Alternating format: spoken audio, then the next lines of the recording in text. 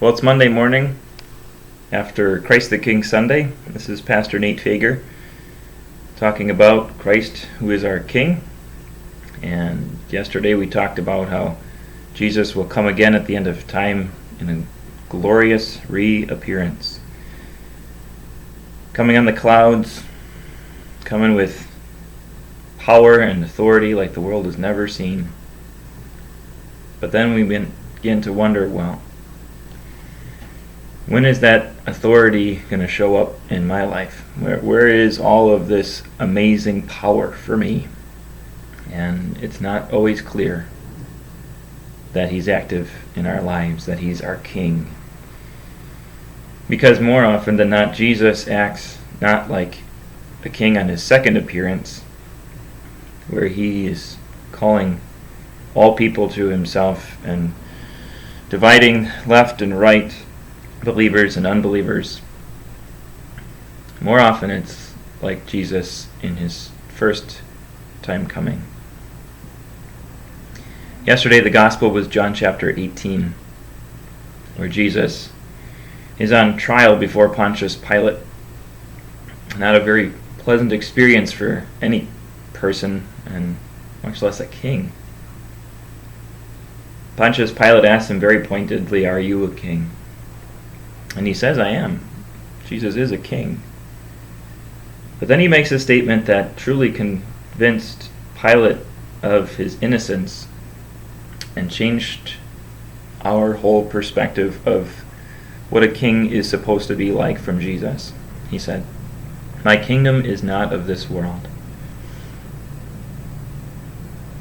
With that evidence, with that argument, Pilate came out and said, "I find no basis for a charge against him. You take him. I don't need him anymore." And if the crowd hadn't insisted on his crucifixion, Jesus may have been let go. But they insisted. And he was crucified. A king that is not of this world. A king that is not of this world was treated as though he were a slave or a criminal in this world. They took him out and they crucified him because the Jews insisted, but that crucifixion happened because of our insistence too. When we insist that Jesus must be the kind of king we want him to be, that's like we're right there with the crowd saying, "Jesus, crucify him, crucify him."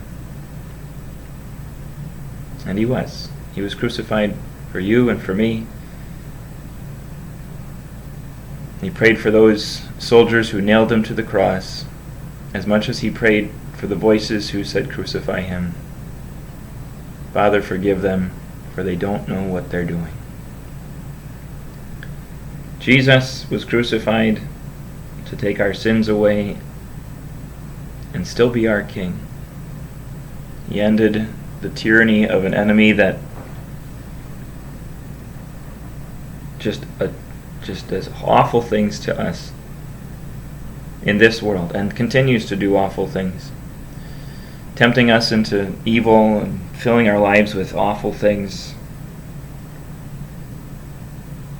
But he set us free to be in his kingdom. To be in the kingdom of Jesus is not of this world, just as his kingship is not of this world. And you remember that. When you want him to be this earthly king, you remember he's not of this world, and neither are you. You don't need all of those things. You want them, sure. You don't need them.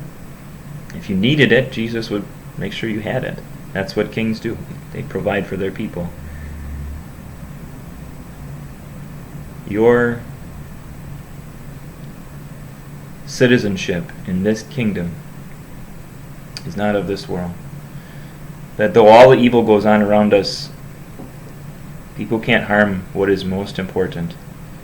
Though you lose loved ones, relationships, lose out on money deals, you lose a job, none of that's really a loss when your soul is still intact. Because when all of this is gone, Jesus will be there as our King, coming on the clouds, taking us to him, where this world won't be anything like the world to come. There we will be with Jesus, our King, who will rule over all things in perfection, and we can anticipate that with joy. Christ our King, who is not of this world, never was, and never will be. Neither are you. Thanks for listening.